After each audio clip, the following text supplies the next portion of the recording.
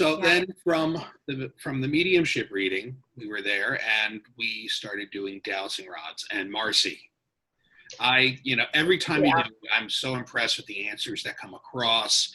And it's just so awe-inspiring just to see how you do that.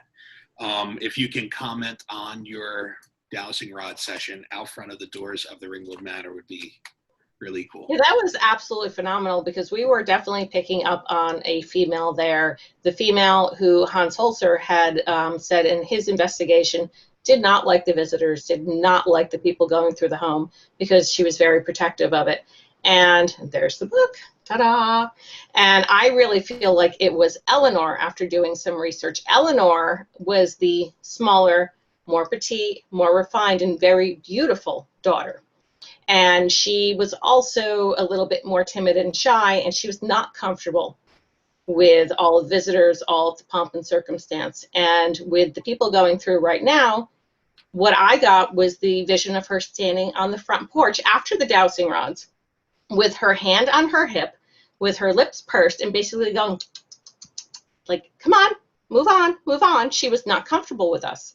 And I know later on we found period clothing that she had worn that was the long skirt, the top, and her hair up in a bun with the dark hair was exactly the woman that I pictured. And that's her. Very beautiful, very delicate. That's Eleanor. And picture her more of everyday work attire was what I was seeing, but that was exactly who was there. And even when we saw the clothing that she would wear, the mannequin had its hand on the hip in the same exact posture that I was seeing. Yeah. So, yeah, she was the person that she was happy that you appreciated the home, but you saw it, move on, go somewhere else on the property. Do not come into my home. Do not bother. It was kind of like, make sure you wipe your feet on the way out type personality with her. Well, it says that she has that kind of stance with visitors, like, she doesn't take like kindly to people walking through the manor. Mm-hmm. I gotta think, like, if that was your house, if this house, all of a sudden strangers you start parading through, you're not Exactly. going to take kind to any intrusion like that. So. Mm-hmm. Mm-hmm. And it seemed as her sister and her mother were the people like, let's have people in, let's have all of this here. And Eleanor was, again, the person who was more refined and didn't need all of that to go along with her existence. So that's it was one of my first actual impressions that I've said, okay, I'm seeing something, I'm going to speak up about it. And it paid off. So it was exciting for me. Every book you read, whether it's, if it's John like Holland, they say if you feel it in your gut, just kind of stick with it, and you did, and it paid off. I mean, just with the stuff that you got. Again, I just want to anybody who heard what Marcy was talking about, Hans Holzer, one of the first ghost investigators. Check this book out. You could get it used on Amazon, but there's a story of the Ringwood Manor in this. It's called The Servant Problem at Ringwood Manor. Hans Holzer published in 1989. This is an awesome book. Check it out. Great story of when Hans was there with the medium Ethel Myers. And I really appreciated how the investigation, just for a time, we kind of addressed these spirits that are there, that they still remembered Hans Holzer when he was there with the medium. And it kind of shows you, like, they don't forget. Like, what's like your impressions of like that? I mean, it kind of, gave you a little chill, like, wow, they like remember Hans when he was here probably in the late 60s or 70s. Yeah, I actually think that the energy that is left in places makes an impression, and it reverberates over and over again in history. That's the energy that the dowsing rod picks up on, and the Phasma box, which we'll get to later. Yeah. And, Kim, with her mediumship, it's all just their energy and our energy connecting that's making the stories. So when you actually stop and listen, you'll be able to hear, because just because they've passed away doesn't mean that they don't have a story to tell still. And when your dowsing rod's crossed, you're like, do you remember when Hans Holzer came here? And they were like, I'm like, wow, that's really cool. Yeah, Really absolutely. Yeah.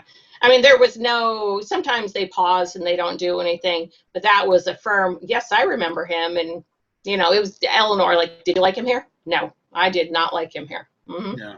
And it was like that for him, and it was like that for us. And three entities came through for the medium, Ethel Myers.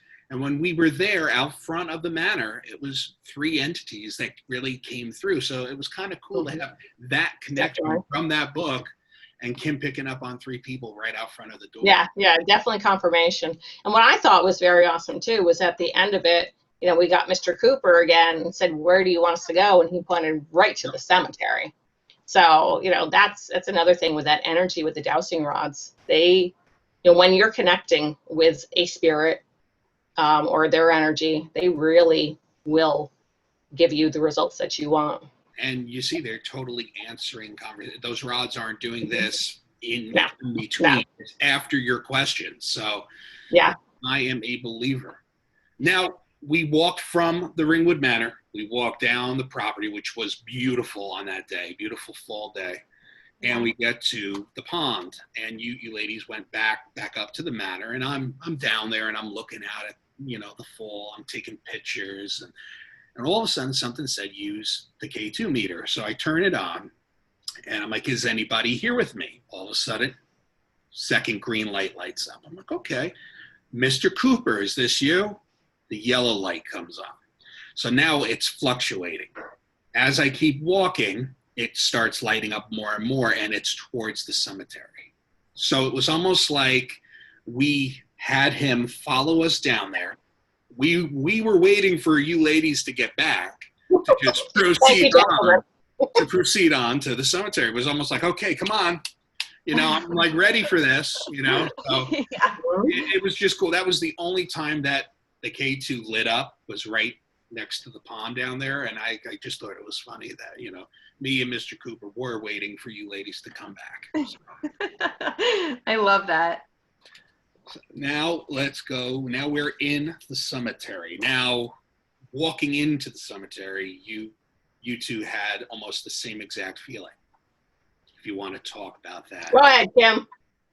Yeah, so when you go to the cemetery, you have to kind of go through a little bit of a path through some woods, a little bit around the pond, and then you get to this wooden bridge. I don't know how old the bridge is, but it's a fairly old wooden bridge.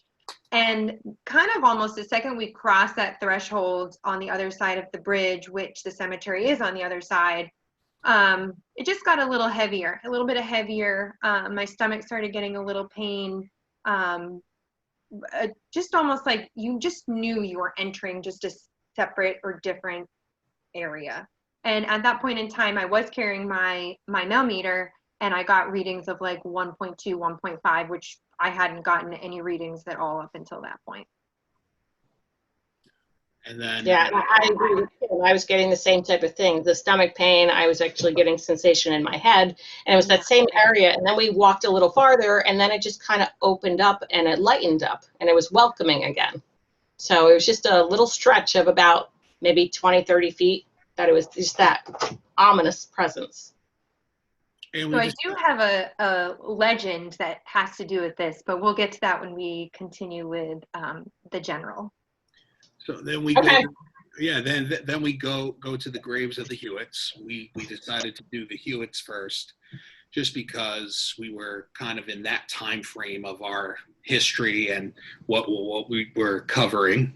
So we walk there and we start doing an EVP session, and also Kim did a little bit more of mediumship there. So if you ladies want to talk about that experience. Well, the EVP session while we were at the tombs, I thought was very interesting, because Kim right before said something about the Germans and they were angry. And when I did the EVP session, I counted in German, and it was very weird because I did eins, and we heard a bird go, "Quack!" And then I said, why? And I did it through, and I said, okay, your turn, and the bird stopped. But every time I did the counting, I said, and I'm feeling that they weren't angry at the Germans. They were angry because the German wasn't being recognized. So I did a little bit just myself, asking names and things like that in German. So maybe that opened up something a little bit more for us. doing the languages. I also did a little investigation myself once I got home. There is a German flock of crows that live in the woods there. So they spoke German? At least they can count to 4. Yeah. No, it was kind of cool though to hear like the birds actually counting with you every time. It was weird, and then they stopped. When I stopped counting, it was like a response after every number. When I stopped, they stopped. So it totally was. Signs, yeah, you know, totally. signs, right? That's definitely something we can share later. I'll send you the clip of it. I thought it's very interesting. Well, Mr. I'm gonna butcher his name, but Havishkleier, Haschenclaver. Go for it. He was German. Mm-hmm. He was one of the Iron Masters. He was the one before the general when he came over. Haschenclaver. That's good. Yeah. There you go. So he must have been there, you know, as the manor itself was built in 1740. Okay. Or was he there earlier, pre-1740? No, he was there up until the 1770 time frame. Yeah. Interesting. Yeah. He was only there for a little bit. He actually got in trouble and he had to go back to England and yeah.